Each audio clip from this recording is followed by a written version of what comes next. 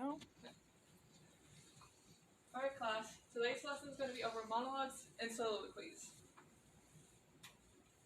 Our objective for this lesson is to learn the difference between monologues and soliloquies, and you should be able to pick out which is a monologue and which is a soliloquy. They have very subtle differences, but you can tell the difference between them. So, monologues are basically speeches.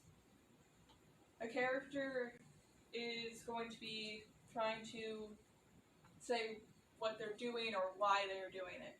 Usually villains are the ones who have monologues. We all know this. We've all heard the saying that villains love to monologue.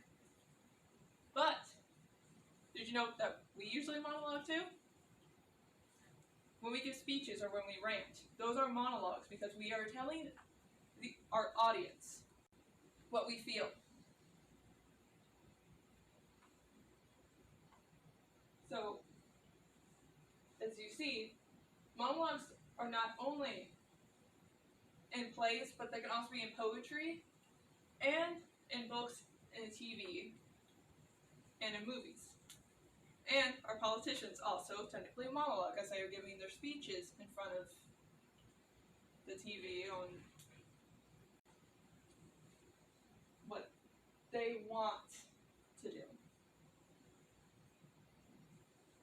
As you can see, it says that monologues share much in common with several other literary devices, including soliloquies, asides, which are where it is kind of like, almost like breaking the fourth wall. You'll have like two characters be at the side and be like, oh, this is happening, as there's another character doing something. It says that monologues are similar to poems and epiphanies as they involve one voice speaking. It can only be one person speaking at a time. If there is more than one person, then it's not a monologue, it is dialogue.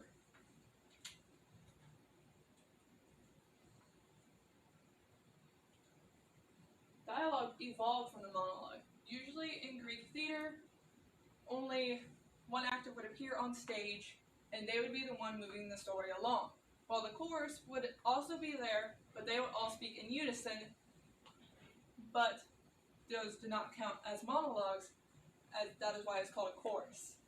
But they are the supporting actors to the one person.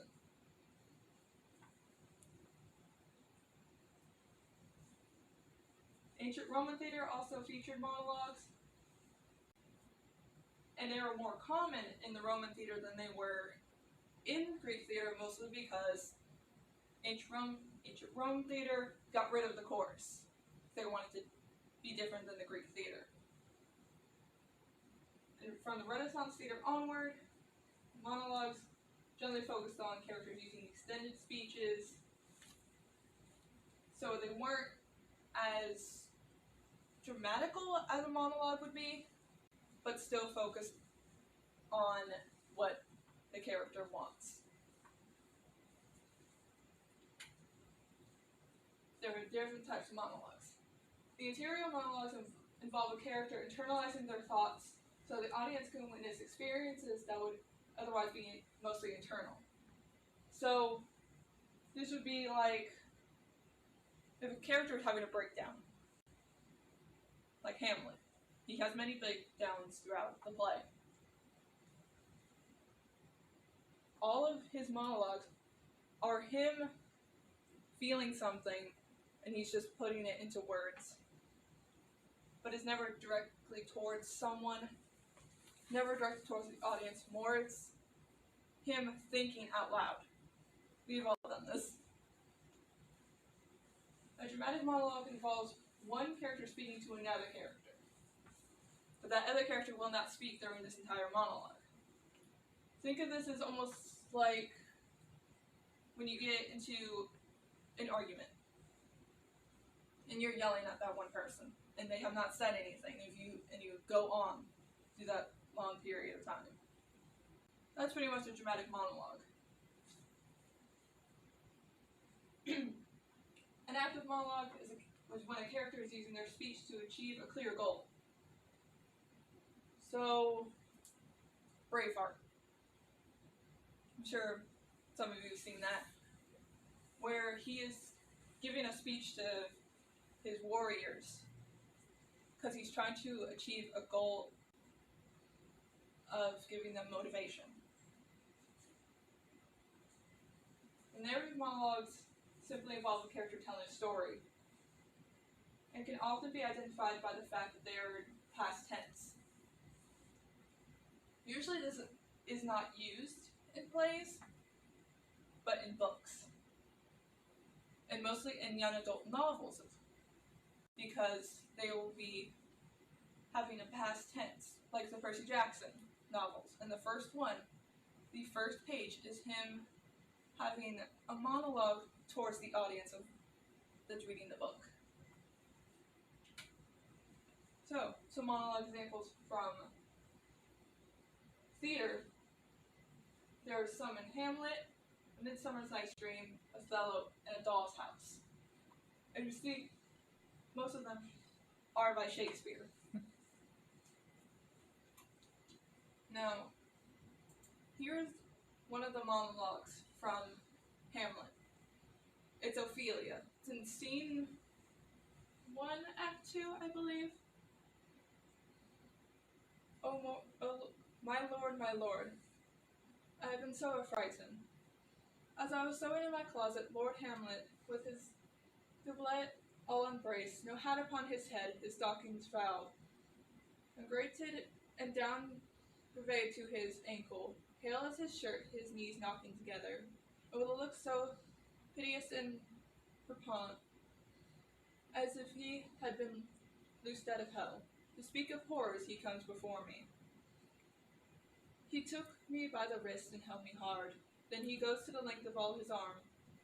With his other hand, thus his brow, he falls to such perusal of my face. As he would draw it, long stayed he so. At last a little shaking of my arm, and thrice his head thus waving up and down, he raised a sigh so piteous and profound, as it did seem to shatter all his buck. And his end being that done, he's let me go, and with his head over his shoulder turned, he seemed to find his way without his eyes. For outdoors he went without their help, and to the last bended their light on me. This was her speaking to her father about Hamlet. He goes to her after seeing the ghost of his father, knowing that a murder had happened. His father did not die of natural causes, but was murdered, and a murder is being planned. So this was him having a mental breakdown in front of Ophelia, and then Ophelia feeling quite scared by this.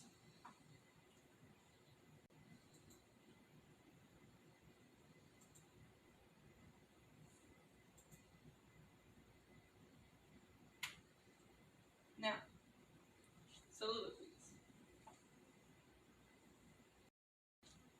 Soliloquies is a type of monologue. But these are addressed to oneself. These are not going to be really telling anyone a goal. This is going to be when your thoughts are spoken out loud. Soliloquies are used to let a character make their thoughts known to the audience. The English Renaissance used soliloquies a lot. During a soliloquy, everything has stopped within the play. The time has been paused and is now focused on that one character. It is focused on the emotions that that character is feeling in that time period.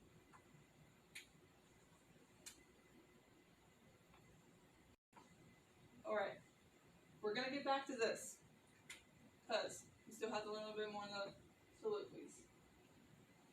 Soliloquies is not utilized very often since Shakespeare's time.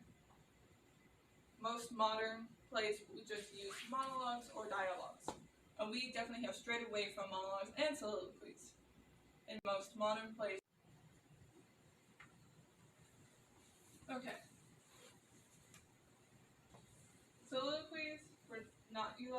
And since Shakespeare's time, most modern productions of plays use monologues and dialogue.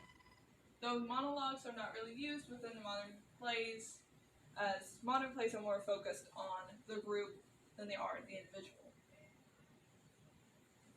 Soliloquies are usually used to reveal a character's state of mind, whether it be of anger, sadness, or madness.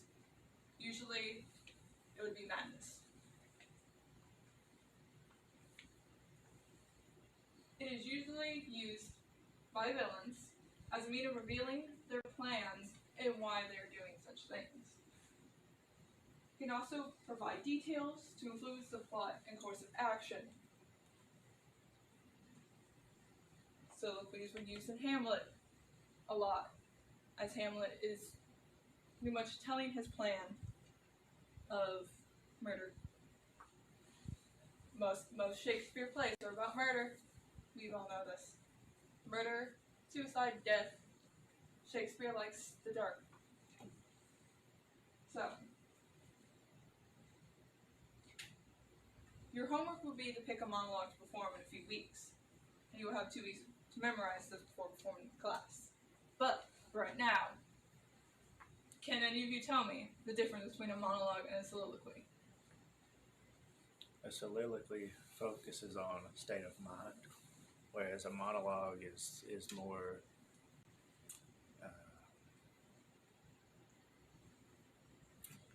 I've had my describing or explaining something. Yes, monologue is to explain a goal that they have in mind. Mm-hmm. That's correct. Now, I'm going to read this for you, and I want you to tell me if it is a monologue or a soliloquy. To be or not to be, that is the question. Well, it is noble in the mind to suffer the slings and arrows of outrageous fortune, or to take arms against the sea of trouble, and by opposing end them. To die, to sleep, no more, and by a sleep to say we end the heartache, and the thousand natural shocks that flesh is heir to. 'Tis a consumption devotedly to be wished, to die, to sleep perchance to dream.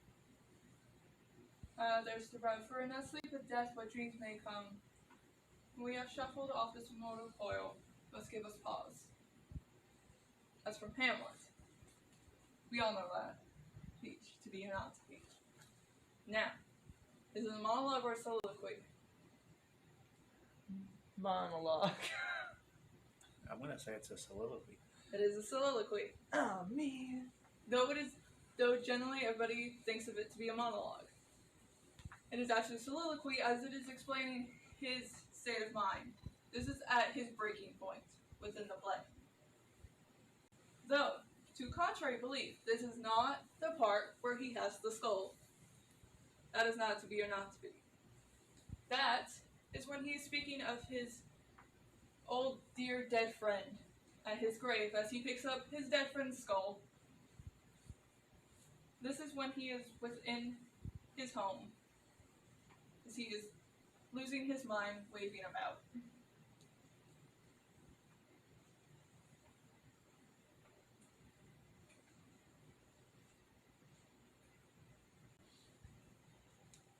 Alright. About your homework. You can pick a soliloquy. As we know, there are only subtle differences. But I also want them to be at least 2 to 3 minutes. Shakespeare is allowed because it is very hard to find monologues and soliloquies in modern works. And we'll be doing this for, as I said, 2 weeks. We'll be also having a test over monologues and soliloquies, and you will have to pick out which is a monologue, which is a soliloquy. So can anyone tell me any more differences between monologues and soliloquies?